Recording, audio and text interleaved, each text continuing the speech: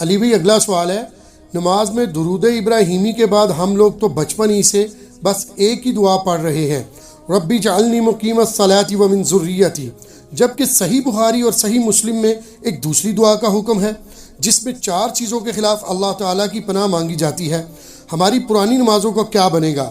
Please کوئی حل ضرور بتا دیں، شکریہ۔ پہلی بات ہے کہ پرانی نمازوں میں تو اپنے بابوں کو روئیں نہ جنہوں نے آپ کو ادھورا دین دیا ہے۔ دیکھیں یہ بڑا کریٹیکل مسئلہ ہے، بخاری اور مسلم دونوں میں حدیث ہے، نبی علیہ السلام، اما عائشہ کہتی ہیں سلام اللہ علیہا اور باقی کئی اصحاب سے حدیث ہے کہ نبی علیہ السلام ہمیں نماز کے تشہد میں 4 چیزوں کے اگینسٹ اللہ کی پناہ مانگنے کا حکم دیتے تھے۔ حکم کے الفاظ تو بڑے سخت ہیں، اور حتیٰ کہ صحیح مسلم میں ایک طریق کے اندر آتا ہے کہ طاؤس تابعی جو عبداللہ ابن عباس کے شاگرد تھے، بخاری مسلم کے حدیثوں کے راوی ہیں، وہ یہ کہتے تھے کہ جو شخص ان 4 چیزوں کے اگینسٹ تشہد میں اللہ کی پناہ نہیں مانگتا تو میرے نزدیک اسے نماز ہی دوبارہ پڑھنی چاہیے۔ اتنی سختی، تو بھول چک معاف ہے، پہلے جو کچھ ہو چکا وہ معاف ہے۔ یہ جو ان کی سختی ہے یہ بھی تاکید کے لیے، ویسے تو کوئی تشہد کے بعد درود شریف پڑھ لے تو اس کی نماز کامل ہے، دعائیں سنت میں آتی ہیں، فرائض میں نہیں آتی، لیکن طاؤس تابعی رحمہ اللہ کا یہ موقف تھا، چونکہ نبی الاسلام نے حکم دیا ہے نماز میں پڑھنے کا، اس کو حکمیہ لینا چاہیے۔ تو بخاری مسلم الفاظ ہیں 4 چیزوں کے شر سے، مختلف الفاظ کے ساتھ ہیں، وہ چیزیں 4 ہی ہیں۔ اللہم انی اعوذ بک من عذاب جہنم ومن عذاب القبر ومن فتنة المحیا والممات ومن شر فتنة المسیح الدجال، یعنی جہنم کے اگینسٹ اللہ کی پناہ، عذاب قبر کے اگینسٹ اللہ کی پناہ، زندگی اور موت کے فتنے کے اگینسٹ اللہ کی پناہ، اور دجال جس کا دجل سے ایمان والوں کو اللہ ہی بچائے، آمین ثم آمین، اس کے اگینسٹ اللہ کی پناہ۔ یہ 4 چیزوں کے شر کے اگینسٹ۔ باقی یہ بات صحیح ہے کہ بخاری شریف میں الفاظ ہیں جب تم تشہد میں درود شریف پڑھ چکو اس کے بعد جو چاہو اپنے رب سے مانگو۔ اس کے تحت صرف یہ دعا نہیں، یہ دعا تو ہے ڈیٹم لیول پہ کمپلسری، اس کے بعد آپ کو جو دعائیں یاد ہیں کتاب و سنت میں عربی زبان کے اندر، دعائیں معصورہ ان کو کہتے ہیں، وہ پڑھیں۔ مثلا ایک دعا تو آپ ضرور پڑھیں جو بخاری مسلم دونوں میں کہ نبی علیہ السلام نے، انس بن مالک کہتے ہیں، اور کوئی دعا پڑھیں نہ پڑھیں، یہ دعا آپ نے زندگی بھر نہیں کبھی چھوڑی۔ اللہم ربنا آتنا فی الدنیا حسنہ وفی الآخرۃ حسنۃ وقنا عذاب النار۔ اس سے پرفیکٹ دعا ہی کوئی نہیں ہے۔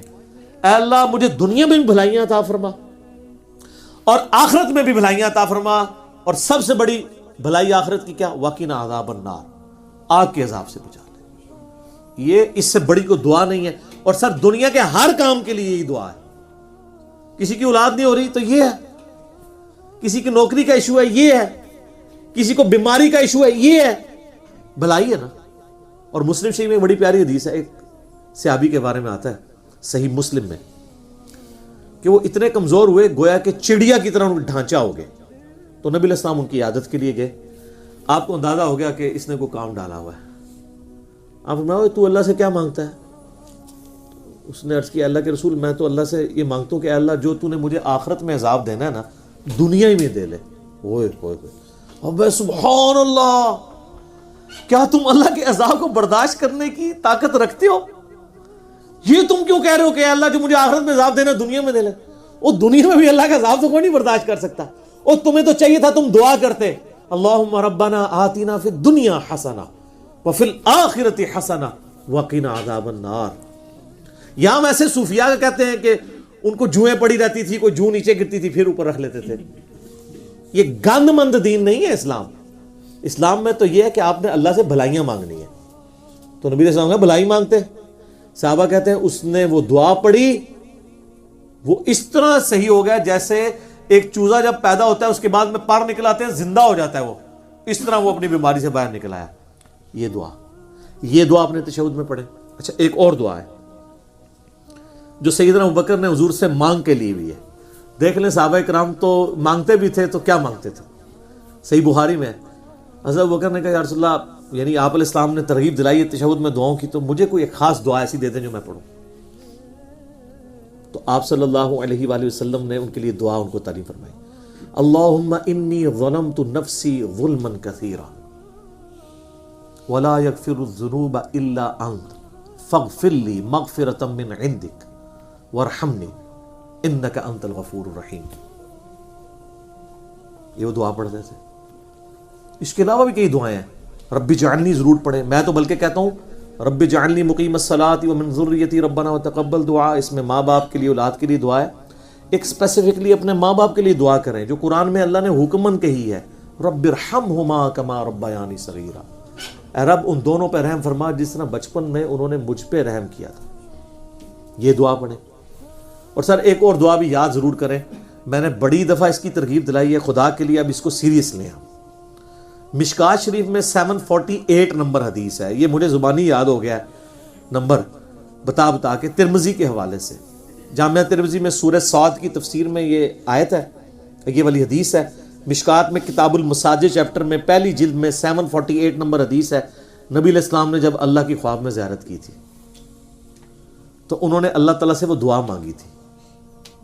جب نبی علیہ السلام کو اللہ نے کہا مانگ، کیا مانگتا ہے، تو آپ نے کہا اللہم انی اسألک فعل الخیرات وترک المنکرات وحب المساکین وان تغفر لی وترحمنی وَإِذَا أَرَدْتَ فِتْنَةَ فِي قَوْمٍ فَتَوَفَّنِي غَيْرَ مَفْتُونٍ أَسْأَلُكَ حُبَّكَ وَحُبَّ مَن يُحِبُّكَ وَحُبَّ عَمَلٍ يُقَرِّبُنِي إِلَىٰ حُبِّكَ.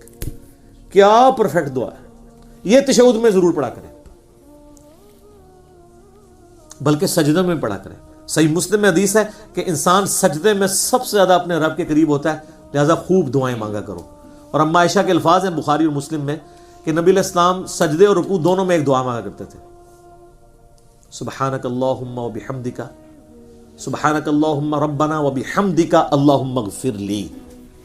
یہ بخاری مسلم میں رکوع اور سجدے کی تسبیحات کے ساتھ یہ بھی مانگتے تھے. ایک تو مسلم شریف میں حدیث ہے نا کہ آپ نے رکوع میں سبحان ربی العظیم پڑھنا ہے اور سجدے میں سبحان ربی الاعلیٰ 3 دفعہ.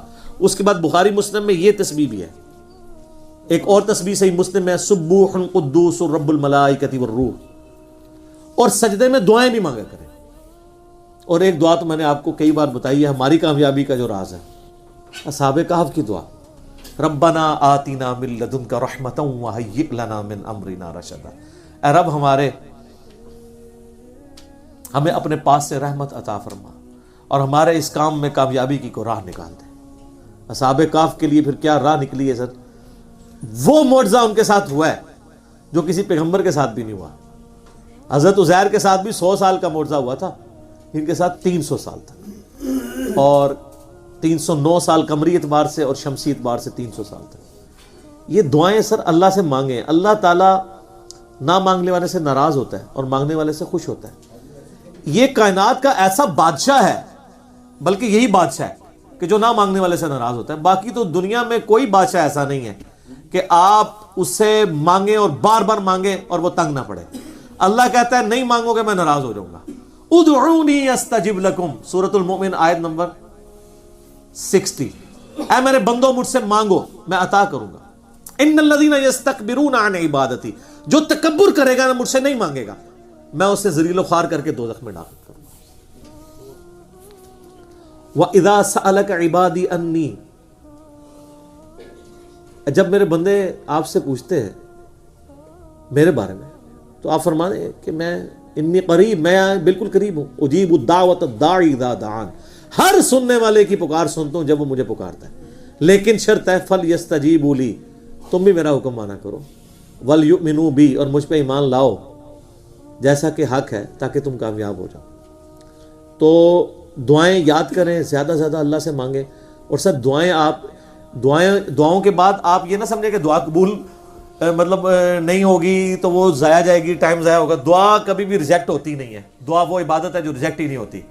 جامعہ ترمذی میں مسند احمد میں ہے کہ جب کوئی دعا کرتا ہے وہ کبھی بھی ریجیکٹ نہیں ہوتی مسلمان کی. یا تو جو مانگا وہ دے دیا جاتا ہے، یا اللہ تعالیٰ اس کے اگینسٹ کوئی بہتر نعمت بدل دیتا ہے، یا پھر قیامت کے دن کے لیے اسے ایز اے عبادت سٹور کر دیا جاتا ہے اور پھر اس کا اجر قیامت میں ملے گا.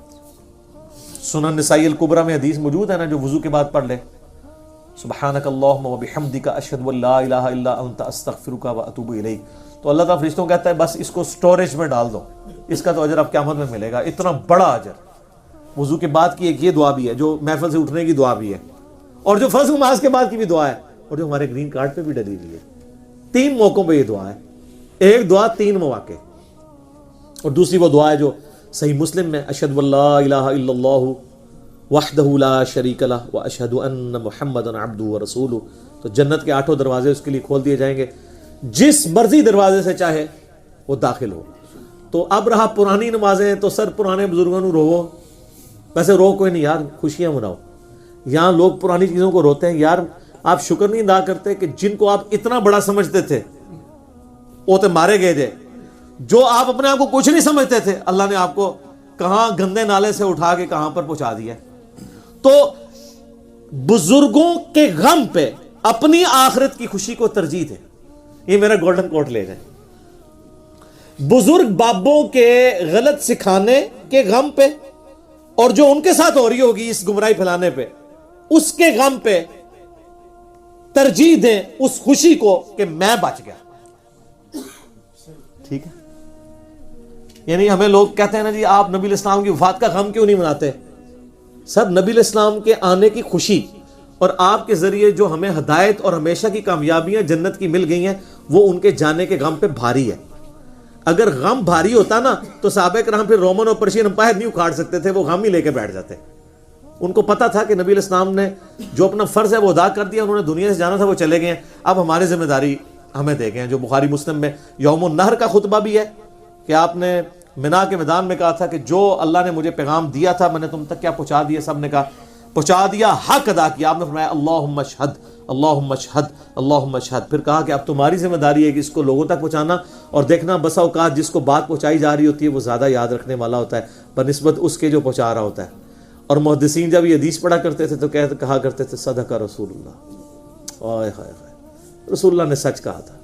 آج دیکھ لیں دین تو نکلا عرب سے تھا, لیکن یہ 6 کتابیں جو آپ کے سامنے رکھی ہیں ان میں کوئی بھی عربی نہیں ہے.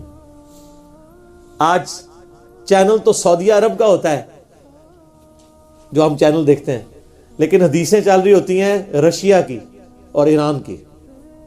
امام بخاری رشیا سے, امام مسلم ایران سے, نیشاپور کے رہنے والے کوشیریا قبیلے کے. آج بھی نیشاپور ایران کا شہر ہے, اور اسی نیشاپور میں امام حاکم بھی ہیں جنہوں نے مستدرک الحاکم لکھی ہے, وہ بھی نیشاپوری ہیں.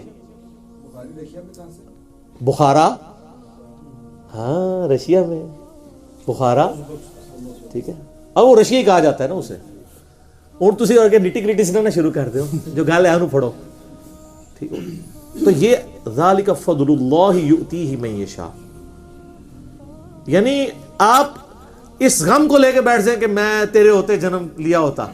نہ سر, آج بھی جنم لو تو تسی بہت کچھ کر سکتے ہو.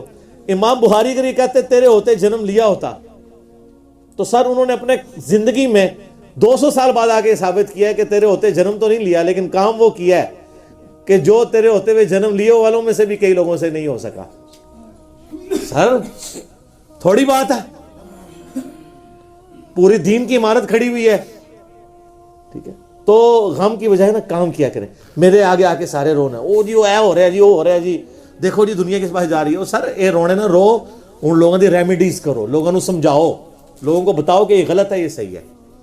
لیکن اس کے لیے آپ کو جھوم جھوم کے کہنا ہوگا کہ نہ میں وابی نہ میں بابی, میں ہوں مسلم علمی کتابی. فرقوں کی دعوت لے کے آپ کبھی بھی دین کی دعوت نہیں کر سکتے, ورنہ اگلے لوگ اٹھا کے پھینک دیں گے اچھا تو فلانے فرقے کا گول کیپر بن گیا ہے. ہماری ویڈیوز واحد پلیٹ فارم کی ویڈیوز ہیں جو آپ دنیا میں کسی بھی بندے کو شیئر کروا سکتے ہیں, ایون غیر مسلم کو بھی.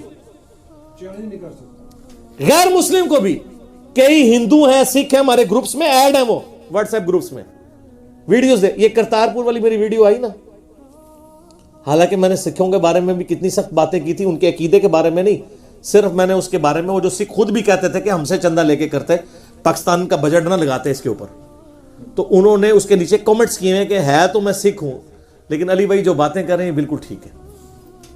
سر یہ تبدیلی دیکھیں, کیونکہ میں نے اس میں یہ بھی بات کی جو مسلمانوں کے بارے میں مسکنسیپشن ہے کہ وہ کہتے ہیں کافر جہاں بھی ملے مار دو.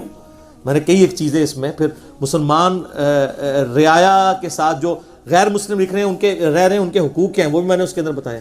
اور تو چھوڑ دیں سر, یہ دعوت ایسی ہے کہ ایک انڈیا سے ایک سکھ بھائی نے رابطہ کیا انڈیا سے, اور انہوں نے ہمارے واٹس ایپ گروپ میں بتایا کہ انہوں نے کہتے ہیں میرے محلے میں مسجد ہے دیوبندیوں کی. سر مزے کی بات سنیں, سکھ کے محلے میں انڈیا میں مسجد ہے دیوبندیوں کی. تو وہ کہتے ہیں وہ اتنے سخت قسم کے دیوبندی تھے کہ وہ اہل حدیثوں کو وہاں نماز نہیں پڑھنے دیتے تھے, اونچی آمین کے اوپر ڈانٹتے تھے, رفع دین کے اوپر. تو سکھ کہتا ہے کہ جی وہ مسجد کی جب توسیع کی باری آئی نا تو کہتا ہے میں ریگولرلی علی بھائی کی ویڈیوز دیکھتا ہوں.